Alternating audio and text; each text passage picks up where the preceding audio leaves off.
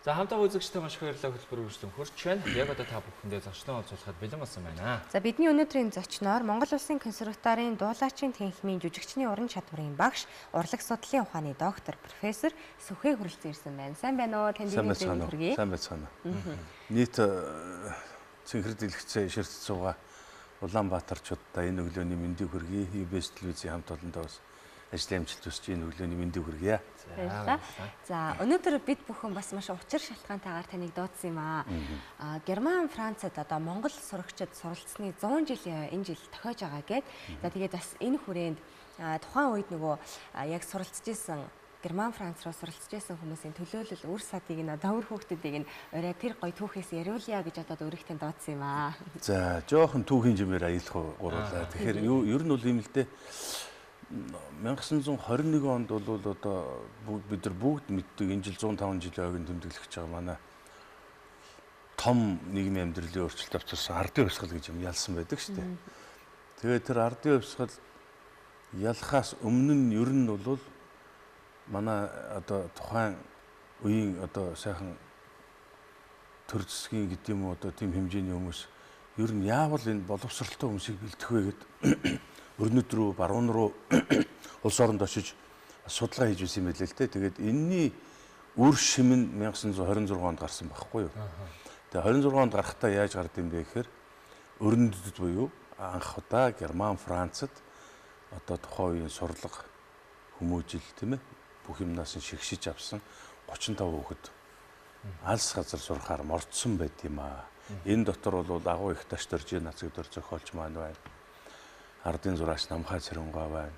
Бүгд найрамд Монгол ард улсын анхны ардын багш Бацүх байна. Одоо нөгөө мундаг зохиолч, ард уран зохиолч Намдаггой байна. За тэгээд энэ дотор бол тухайн цаг үеийнхээ өнгөрсөн зууныг босголдсон мэрэгжлийн анхны шанг татсан бүх том аваргууд энд бол амрагддаг байхгүй юу? Ер нь бол бас яг анхны 35 гэж бас нэрлэгдээд байдаг тийм.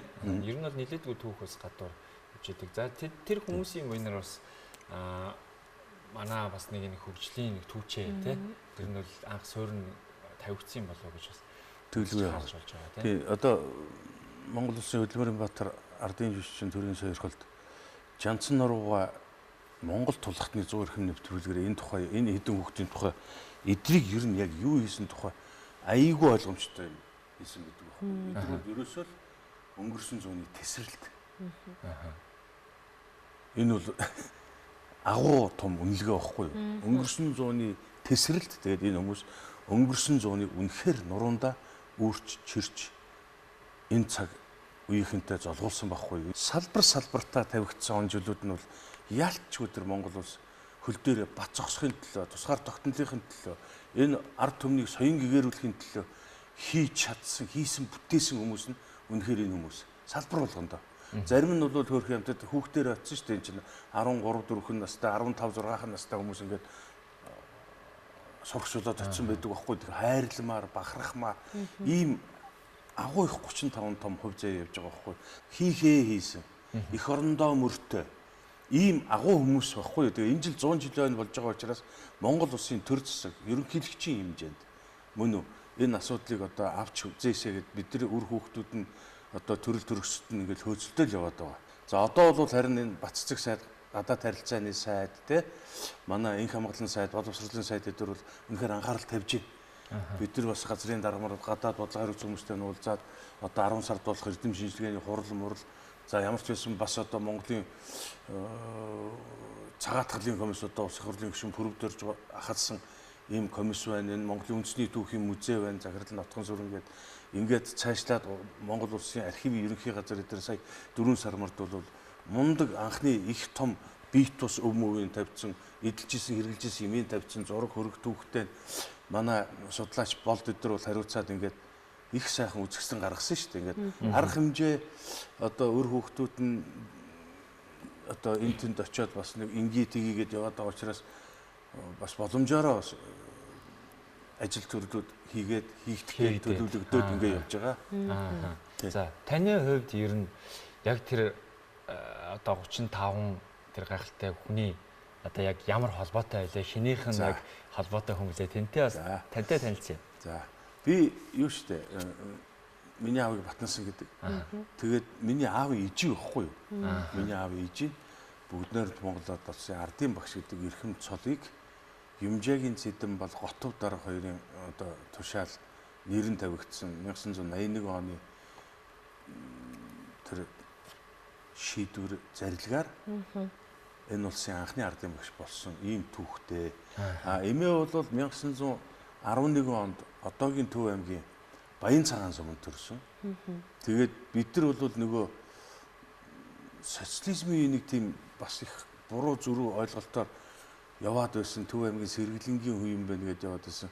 Архив ухчиж бид нар юмаа сайн олж авч байгаа байхгүй. Тэгэхээр уулаасаа уг угшил гарвал сурвалжин цаашаа Сүхбаатар аймгийн Сүхбаатар сум яг жанжныхтай цагаан дээлт дамдин гэж Сүхбаатар жанжны чинь аавтай одоо их олон жил саахалт амьдэрсэн хүмүүс байна. Дараагаар нь энэ албанд дайслагдана гэж байна. Зарлах юм. Ингээд зарлах хийж хөөгдөд тугдж явсаар байгаад одоо энэ Төв аймгийн Баян цагаанд одоо миний өндөр өвөө эмээ дээр ороод ирэхгүй юу. Тэгээд тэнд байжгаад миний эмээ 1911 онд төрсөн байгаа юм.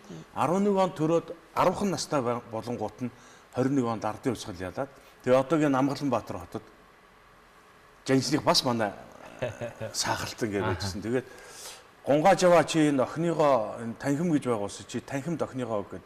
Тэгээд манай эмээ тэр жоохон манай эмээ өөр их намхан хүн шүү дээ. Жоохон юм охин байсан чи ардын сургуульд орж сураач гэд жанж өөрөө хэлжсэн байгаа байхгүй. Тэгээд одоо тэр нь ёсоор бол тийм үү манай эмээгийн аав нь бас тийм ном эрдэм дуртай юм байсан мэдэхгүй. Ямар ч үсэн тэр сургуульд оруулсан. Тэгээд хүрээний тэр танхим гэж баг сургууль гэдгийг бол 3 жил төгсчөөд миний эмээгийн багшийн багш гэдээ бүр социализмын үед ардын багш авсныхын дараа сонин дээр гарсан ярилцлага дээр журнал гэж самбар дээр өрөхгүй сандал дээр гараад хичээлээ заачсан гэдэг байдаг байхгүй. Тэр нь түүх олон улсын байдал, түмэн бодис, дөрвөн аргын тоо, Монгол хэл бичих гэдэг ийм дөрвөн хичээл 3 дугаарыг төгсөөл тэр үед одоо боловсруучны хэрэгцээ тийм их байсан. Тэр үеийн удирдлага, төр засгийн удирдлага энийг харж мэдэж энэ 35 хүүхдийг өрнөдөд явуулна гэдэг бол энэ бол тухайн үеэс гайхамшигтай шийдвэр. Энэ бол Монгол улсын гадаад харилцаа, Монгол улсын боловсролын түүхэнд бол анхны шанг татсан ийм том л үйл явдал болсон байхгүй. Тэгээд одоо энэ хүүхдүүд өөрсдөө сайн дураараа яваагүй. Улс явуулсан. Улс явуулсан учраас ямар нэгэн хэмжээнд төр засаг энэ хүмүүсийнхэн 100 жилийн ойд анхаарал тавих ёстой л гэж өөр хүүхдүүд бид нар бол үзэж байгаа юм л да. Хүмүүсийн анхаарал ингээд сайхан хүрдсэн төр засгийн хэмжээнд манай хоёр яамны сайд майд эдгээр бол юу ятсан штэ засгийн газрын тогтоол гарсан штэ. Жишээлбэл нацаг дөржийн 120 жилийн тэмдэглэх засгийн газрын тогтоол гарцсан. За энэ мэтчлэн энэ 100 жил дээр уулна бас нэг 35 хүний тийм ээ хувь заяа Монгол улсын боловсрол хөдөө аж ахуй сангийн одоо тоо бодлого юу гэдэг бүх салбар энэ хүмүүс. Фото зураг хүртэл орно шүү дээ. Одоо шилэн гомбчоо гэдэг одоо анхны мундаг фото зурагч юм байна. Аппаратын ус аваад өгсөн. Пилонг бүх юм лаборатори тэр хүн ажиллаад хийж байсан. Гэхдээ үнэхээр түүхийн ховор зургууд тэнд бас бай.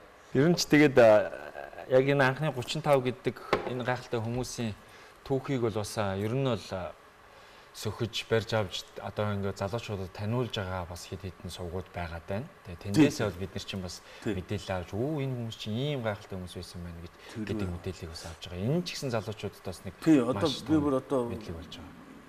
Энийг хэлэхгүй л яагаад ч болохгүй 2000 онд билүү 2000 тийм баха 2000 оны 2 оны ч билүү одоо манай мундаг Ичин оров гэж эрдэмтэн ер нь энэ асуудаг бол анх энэ хүмүүсийг чинь судлах хэрэгтэй байна. Судалгааны эргэлтэнд оруулах хэрэгтэй байна гэд одоо манай UBS телевизийн найруулагч болд. Энэ хүнтэй хамтарч алс сазар сургаараа төгсөж гэж 2 ангитай юм баримтат кино хийсэн юм аа. Тэр манай ММ-ийн байжсэн Германы Тюрингийн Виксдорф морфод очсон зургийг авсан. Тэр одоо орхон хоньгэлдэг чинь Францад төгссөн аюур зан гэж мундаг хүн биш. Охин нь аавынхаа ажлыг хийсэн. Одоо зэхүү бас энэ ажлыг хийгээ явах жишээ нь. Манай тунгаа их чиглэл харалдаа 40 жил мэрэгчлэр оператор хийлээ. За манай Сурмааж байгаа охин Баясгалан байна. Намхай Цэрэнгуан одоо үрсад.